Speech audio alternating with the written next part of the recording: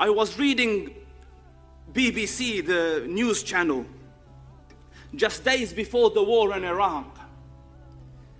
And a man in America, in a restaurant, was scaling fish. And the fish started to speak. It's on BBC, it's still there in its history if you look at it.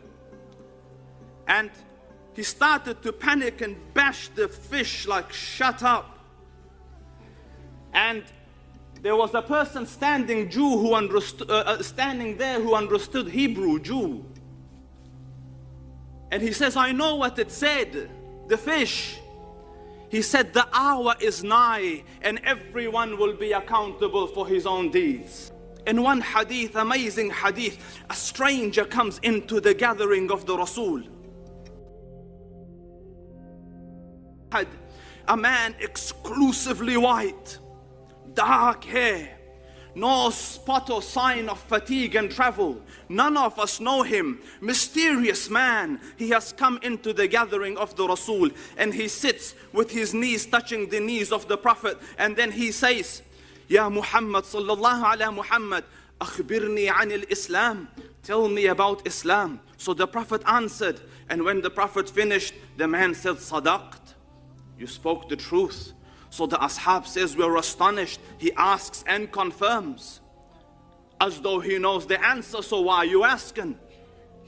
And then he says, فَأَخْبِرْنِي عَنِ الْإِيمَانِ. Tell me, O Muhammad, about Iman. The Rasul explained. And he says, Sadaqt. True. So then he said, أَخْبِرْنِي عَنِ الْإِحْسَانِ. Tell me about Ihsan. The Prophet explained. The man said, correct. And then he asks, فَأَخْبِرْنِي عَنِ السَّاعَةِ. Tell me, O Muhammad, about the hour.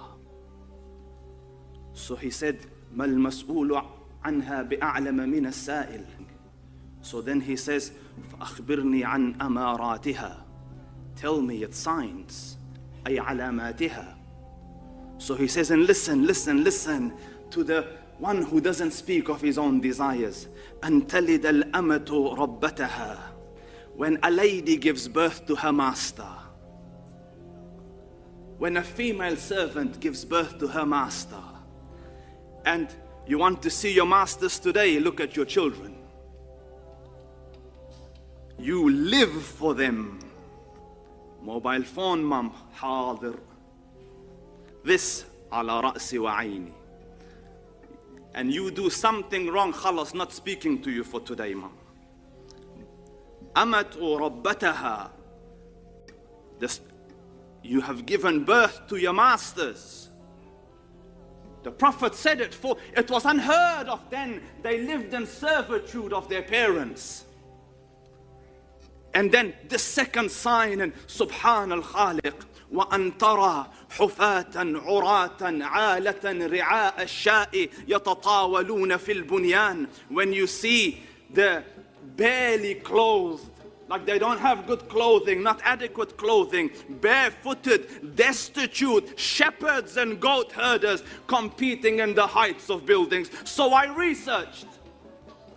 Who is competing in the heights of buildings? Subhan al-Khaliq. The tallest building on earth today, where is it? Dubai. I watched the footage of Sheikh Zayed. You know, ordinary simple clothing, he's wrestling with one of his workers. An ordinary shepherd, the oil camp, pujuh, skyrocketed, and now the tallest building on earth is in their country. When the barefooted destitute will compete in the heights of buildings. So I said, maybe coincidence. A few years before that, the clock tower of Mecca. And now the Saudis have thought, bless their hearts, how can they beat us? Let's make another one. The next building started yesterday. 1 kilometer in the air. Sadaq al-Sadiq. His word is the sign. Who would have thought at the time where they used to build with pebbles houses that barely had roofs, that they would compete in skyscrapers? وَرَبُّ الْكَعْبَةِ, everything the man has uttered is true.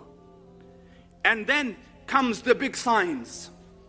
The small signs the scholars say is almost done. There's just a few left. Then comes the big signs. How will they come? الأمارات أي علامات خرزات منزومات في سلك فإن يقطع السلك يطبع بعضها بعضا. They are like beads on a necklace. When it gets cut, they will follow one after the other. The Dajjal comes. After the Dajjal, in the year, Masih comes, Isa alayhi salam.